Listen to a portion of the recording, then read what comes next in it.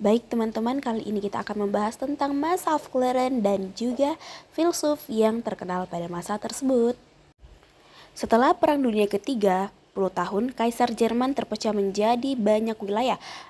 Ada lebih dari 300 negara bagian yang berdaulat. Kekaisaran Romawi suci bangsa Jerman hanya mempunyai karakter simbolis karena keputusan-keputusan penting dalam bidang ekonomi, politik, legislatif, dan lain-lainnya dibuat oleh masing-masing negara bagian itu sendiri. Kehidupan istana yang mewah dari banyak pangeran kecil negara biasanya dibayar dengan mengorbankan rakyat. Nah, para filsuf pencerahan atau masa Aufklärung yang mengebar-ngeborkan permulaan modernitas mereka mempengaruhi dan para penyair di banyak negara Eropa. Filsuf terpenting di Jerman adalah Immanuel Kant. Nah, idealisme kritisnya dalam karyanya pada itu ia menggambarkan gagasan dan cita-cita pada masa itu. Menurut Immanuel Kant, pencerahan adalah kebangkitan manusia dari ketidakdewasaan yang dilibatkan oleh dirinya sendiri. Nah, ketidakdewasaan ini adalah ketidakmampuan menggunakan pemahaman seorang tanpa bimbingan orang lain. Ketidakdewasaan ini disebabkan oleh diri sendiri jika penyebabnya bukan karena kurangnya pemahaman, melainkan kurangnya tekad dan keberanian untuk menggunakannya tanpa bimbingan orang lain.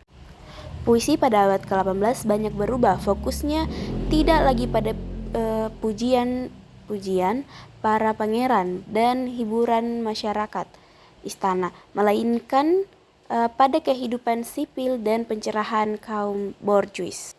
Kemudian Goethe mengutuk puisi barok dari sudut pandang para pemikir pencerahan. Dia mengatakan puisi normal dan aturan barok dan menunjukkan penyebaran ide-ide pencerahan dalam puisi Jerman. Inti dari puisi Goethe adalah prinsip Aristoterian yang meniru alam dan tuntunan dalam bahwa puisi adalah menggabungkan kesenangan dan kegunaannya. Baik, yang ada pada foto di atas adalah Lessing, salah satu tokoh yang berperan penting dalam masa pencerahan Jerman. Ia dilahirkan pada 22 Januari 1729 di Kelmetz, Jerman. Ia meninggal pada 15 Februari 1781 di Brunswick. Nah, ia adalah seorang penulis, kritikus sastra serta filsuf dan dramawan terkenal pada masa Aufklärung. Adapun karya populer dari Lessing tersebut, yang pertama ada drama Nathan si Bijak atau Nathan der Wijze pada tahun 1779. Karya ini paling terkenal yang mempromosikan toleransi beragama dan kesetaraan antara manusia yang dilatar belakangi pada perang salib dengan tokoh utama sebagai seorang pedagang Yahudi. Baik, selanjutnya ada Immanuel Kant yang lahir pada 22 April 1724 di Königsberg, Prusia atau di Rusia. Ia berasal dari keluarga yang sederhana yang dimana ayahnya adalah seorang tukang pelana. Seluruh biaya hidupnya dihabiskan di kota Königsberg, tidak pernah meninggalkan kota tersebut. Nah, latar belakang pendidikan dan karirnya, ia menempuh pendidikan di Universitas Königsberg. Ia menjadi seorang filsafat di universitas yang sama pada tahun 1770. Nah, dikenal sebagai salah satu tokoh sentral pada masa zaman Aufklärung atau masa pencerahan. Nah, adapun karya-karya utama Immanuel Kant yakni Kritik Murni Akal Budi pada tahun 1789. Nah, karya ini adalah karya filosofis terpenting yang membahas batas-batas pengetahuan manusia dan menganalisis struktur dan kemampuan akal budi dalam memahami pengetahuan. Dan ada pula kritis akal praktis pada tahun 1788 yang dimana ini membahas tentang filsafat, moral, dan etika, serta mengembangkan konsep imperatif, kategoris, atau prinsip moral universal.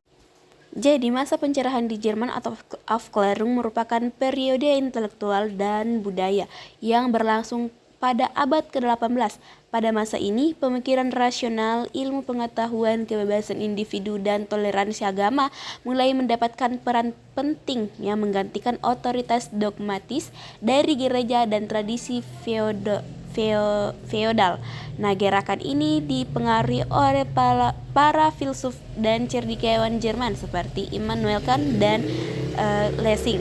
Nah, di mana mereka menekankan keberanian untuk berpikir sendiri dan yang menjadi inti dari semangat pencerahan. Aufklärung di Jerman juga membawa perubahan dalam pendidikan, hukum, dan politik, yang mana mendorong nilai-nilai kemanusiaan, hak asasi, serta keadilan.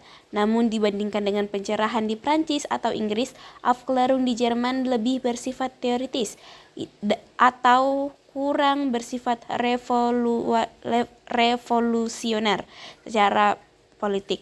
Meskipun bagian gagasan-gagasan dari masa ini memainkan peran penting dalam mempengaruhi perkembangan modernisasi di Eropa, termasuk Revolusi Prancis dan Revolusi Industri. Sekian, Assalamualaikum warahmatullahi wabarakatuh.